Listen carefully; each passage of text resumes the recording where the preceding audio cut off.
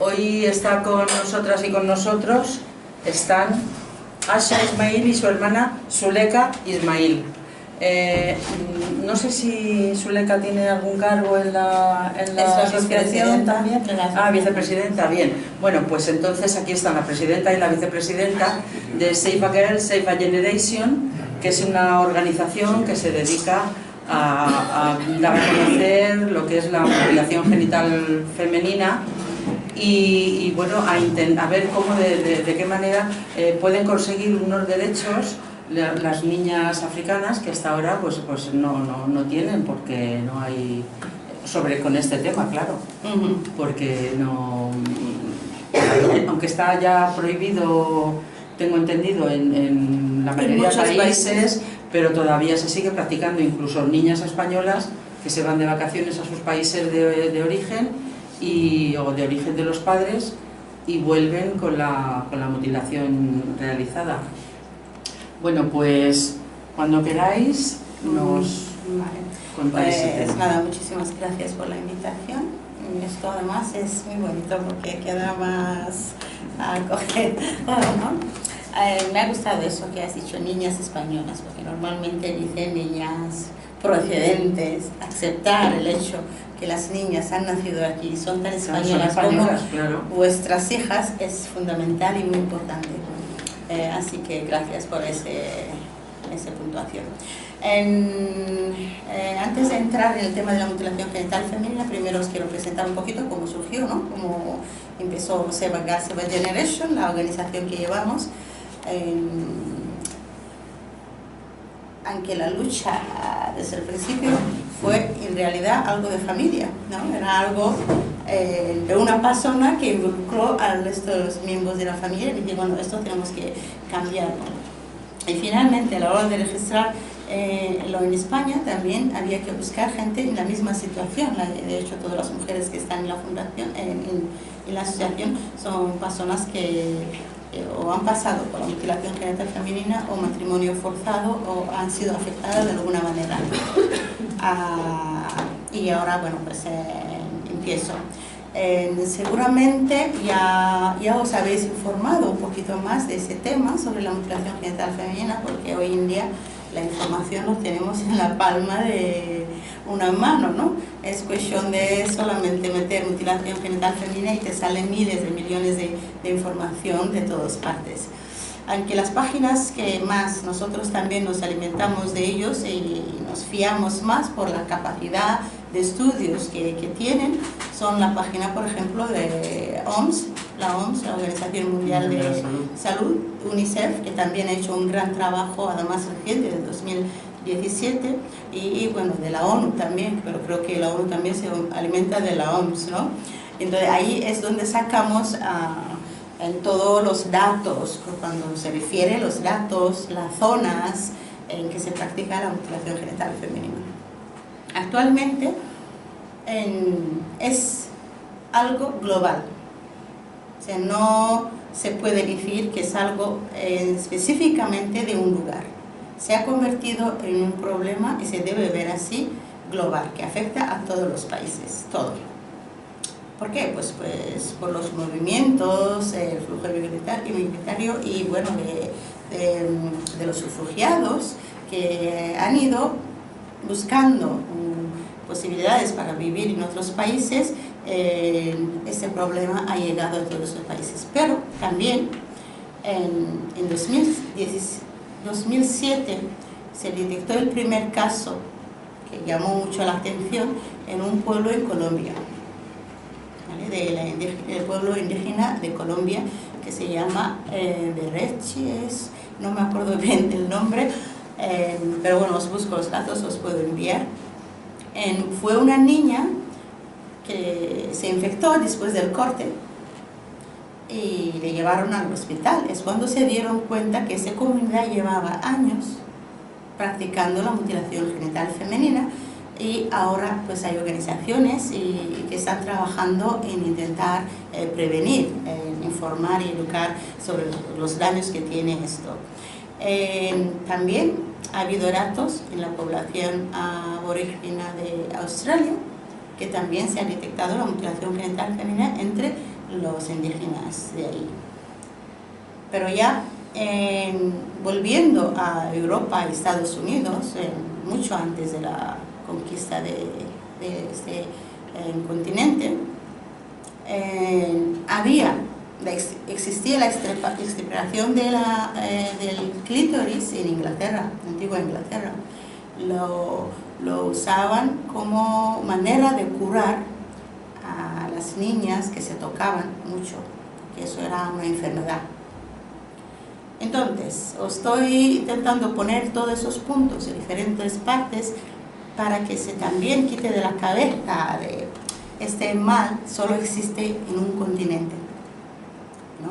El origen de la mutilación genital femenina, hay algunos estudios que han dicho que venía de Egipto y que era algo de los faraones, pero tampoco hay datos seguros, porque un estudio real para saber dónde empezó y cómo expandió, cómo terminó en ese continente, no existe. Precisamente porque, bueno, falta de mucho interés por ese tema, igual que han estado ignorándolo durante muchísimos años. Creo que han sido los últimos 10 años donde a lo mejor más eco, ¿no? Se ha escuchado más sobre, pero la mutilación genital existía muchos años antes, y los gritos de las mujeres, especialmente africanas, también del norte de África como Egipto, que han alzado la voz intentando llamar la atención para que se preocupe, pues han sido callados e ignorados, ¿no? Por mucho tiempo. De hecho, las leyes son muy recientes, el Día Internacional contra la Mutilación es muy reciente, por eso ya se puede notar cuando el interés por ese tema empezó. Ha sido ignorado porque, bueno, nadie le interesaba esos gritos de esas mujeres africanas, ¿vale? Y bueno, os voy a explicar un poquito, luego Zuleja os puede contar una experiencia personal suya sobre la mutilación genital femenina, pero yo os quiero contar un poquito pues en los países africanos que actualmente se concentra el tema, ¿no? Son unos 28 países de África, debajo, digamos, de los países magrebíes, o sea, árabes, debajo de ellos, excepto Egipto, que está incluido, y están casi en el medio y no en el sur. En esos países nombrados, que bueno, si te metes cualquier página también te salen los nombres de esos países, hay que intentar no generalizar, ¿no? Porque son unas etnias dentro de esos países las que practican la mutilación genital femenina. Por ejemplo, si te habla Nigeria, entra en la lista, pero puede haber alguien de Nigeria que nunca ha oído de la mutilación genital, y lo sabe porque no está en su cultura. Entonces no quiere decir que todo África lo practica, ni todos esos países nombrados, los miembros dentro lo practican, ¿no? Excepto algunos, como Somalia sí, hay un 98%, por ejemplo, por no decir 100%, ¿no? Entonces sí que es muy posible que sean casi en todo el país. Y luego pues también es importante saber que es una práctica que no obedece ninguna clase social, ¿no? Antiguamente se pensaba que pues, a lo mejor eran los nómadas, gente que a lo mejor de alguna forma no le ha llegado lo moderno, ¿no? Lo actual, lo que se llama, o lo occidente, y que tenían la mente más cerrada, es la que practicaban la mutilación. No es así, es cuestión de cultura, tradición, identidad, y no respecta ninguna clase social. Todos pueden practicar, incluso el nivel de estudio de uno no determina que no practique o practique la mutilación genital femenina, porque hemos tenido casos de familias, tanto el marido como la mujer son gente que han tenido estudios altos, médicos, abogados, que han llevado a sus hijas para practicar la mutilación genital femenina. Luego más tarde os explicamos por qué pasa ese tipo de cosas. También es importante saber que no tampoco pertenece a una religión, ¿vale? Como antiguamente se predicaba o se decía que es algo de los musulmanes, en que ellos practican. Es verdad que la mayoría de esos países y las personas que practican son de la religión musulmana, pero también hay que saber que es mucho más antigua de las religiones. Lo que pasa es que las religiones, cuando llegaron encontraron esta práctica, no cambiaron, porque ni la Biblia ni el Corán en ningún momento ni apoyaba ni prohibía. Por lo tanto, como no afectaba las creencias del Dios que sea que presentaban, pues tampoco intentaron hacer nada sobre el tema, ¿no? Un ejemplo, Kenia. Kenia es el país que más conozco, y Kenia conviven 48 etnias diferentes, que hablan completamente diferentes idiomas, no dialectos, idiomas, con diferentes creencias religiosas, culturas, tradiciones, etcétera, etcétera, ¿no? De esos 48, hay 21 de ellos que practican la mutilación genital femenina en Kenia. Y de esos 21, solo 3 son de la religión musulmana. ¿Vale? Eso es un ejemplo pequeño de un país en concreto. No quiere decir que eso aplica a todo el resto de los países, ¿vale? Por ejemplo, en Guinea-Bissau, estuve con una mujer que vino de Guinea-Bissau en una charla, en unas jornadas que organizaron UNAF, y esa señora nos decía que las únicas personas que practican la mutilación genital femenina en Guinea-Bissau eran los musulmanes. Entonces, que cada país tiene su patrón, y por eso no está bien para nada generalizar. Y luego pues os voy a hablar un poquito, pero muy en general, sobre los tipos de mutilación genital femenina, ¿no? Existen 3 tipos conocidas, aunque hay 2 más que ahora os voy a explicar, que no están tan conocidas. El primero es el más suave, digamos más suave y menos dañino de todos los tipos de la mutilación genital femenina, y se trata de cortar parcialmente el clítoris y en algunas ocasiones extirpar el clítoris total. Y esta práctica se puede hacer desde nada más nacer hasta los 15 años. ¿Vale? Digo es menos dañino porque la mayoría de las personas que hacen ese corte parcial lo hacen en bebés, que no les causa ninguna trauma cuando crecen, ni muchas complicaciones en su vida, ¿no?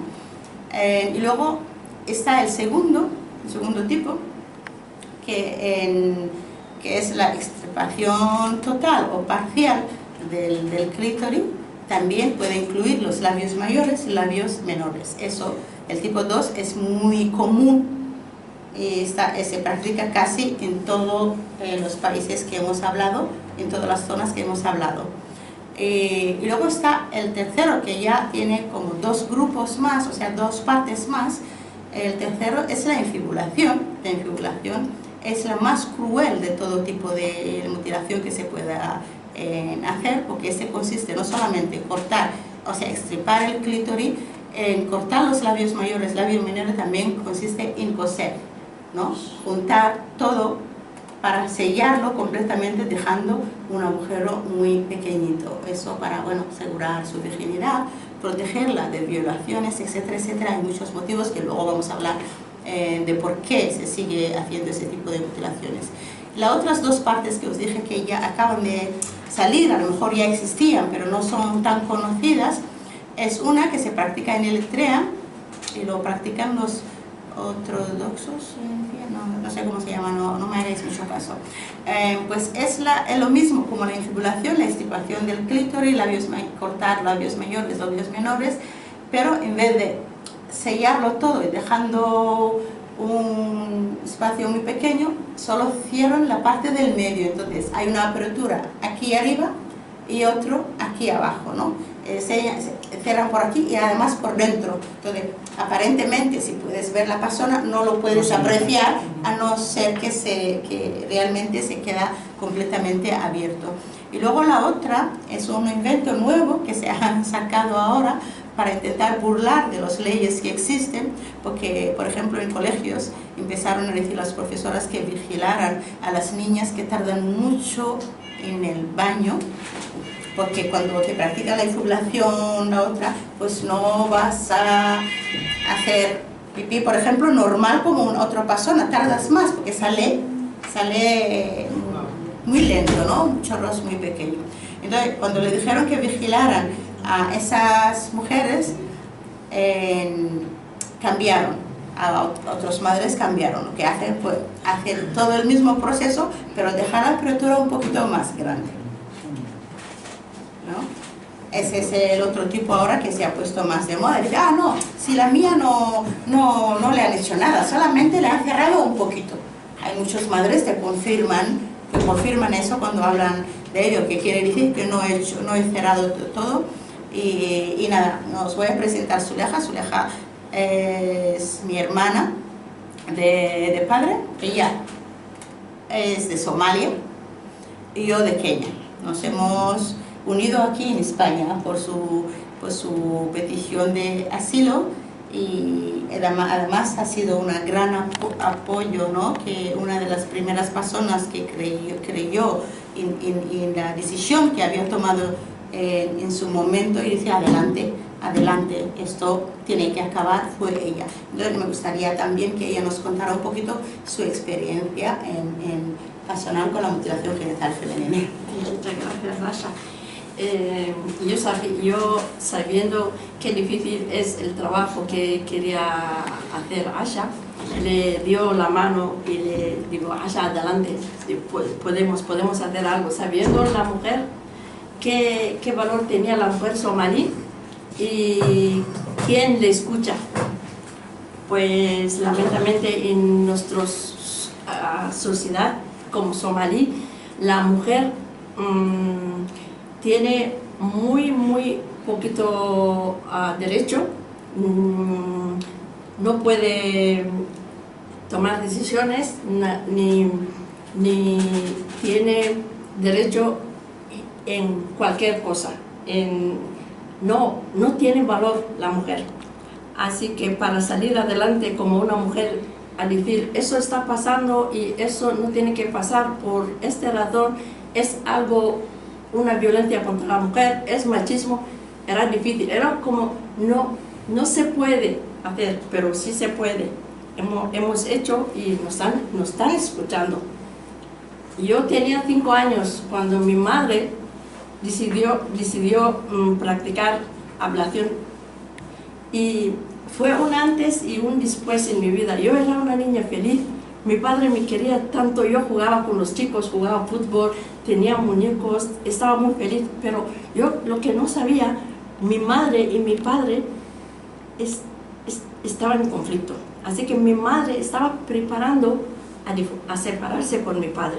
Así que para separarse tenía que prepararme para hacer ablación, porque según ella era sus deberes y tenía que hacerlo, porque antes de salir de casa de mi padre ya no tenía estabilidad, no sabía dónde irse y todo. Así que para terminar eso era como prisa. Me decía, te voy a hacer ablación, vas a ser en un futuro una mujer, te vas a casarse. Hija, me decía cosas así, yo no sabía, pero pensaba, a lo mejor es algo bonito. Bueno, y me decía, pronto puede ser que nos vamos vas a vivir otro sitio con tus tías y todo va a ser feliz. Bueno, aquí llama a una mujer muy mayor, yo creo que la mujer tenía 80 años, y me hace las manos de esa mujer, yo me acuerdo de las uñas, eran negros y temblaba así, y la mujer me decía, mira, quédate aquí, tienes que ser valiente.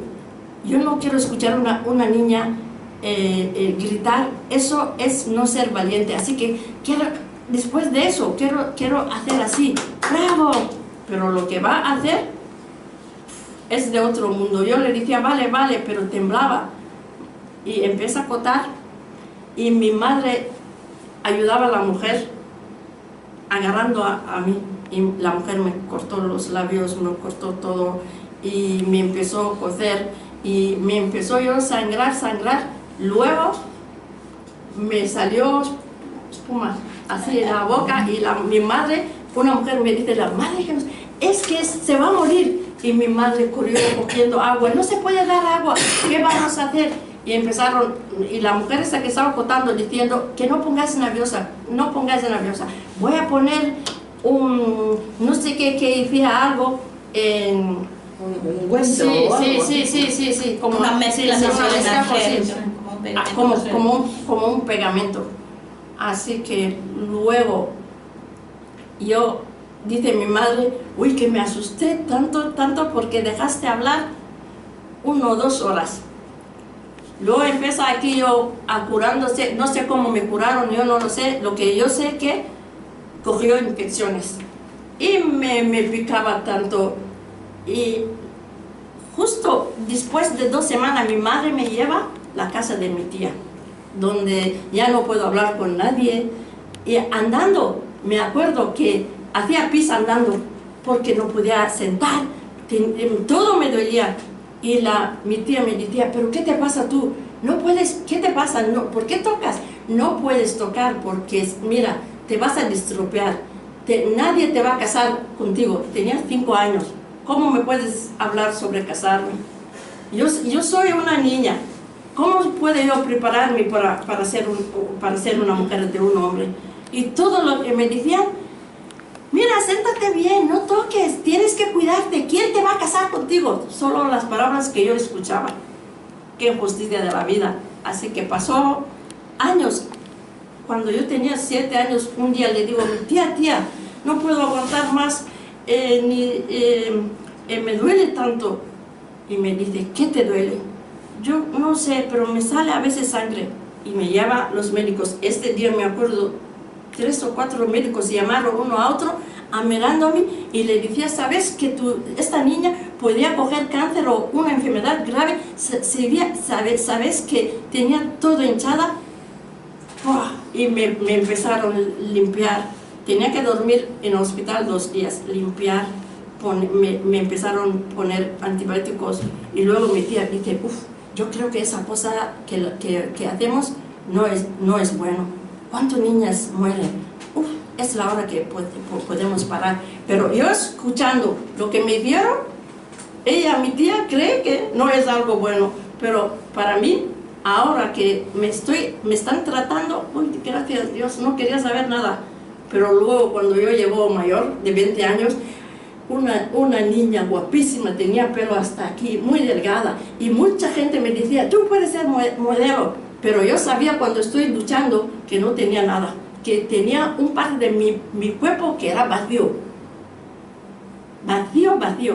¿eh? Solo tenía un agujero para hacer pis, y me quedó sabiendo que dolores, siendo que una injusticia por ser mujer ha pasado en mi vida, pero eso no voy a hacer. Ninguna hija mía no va a pasar eso. Pasa lo que pasa. Así que eso fue mi experiencia como mujer. Vale, no es... Vamos.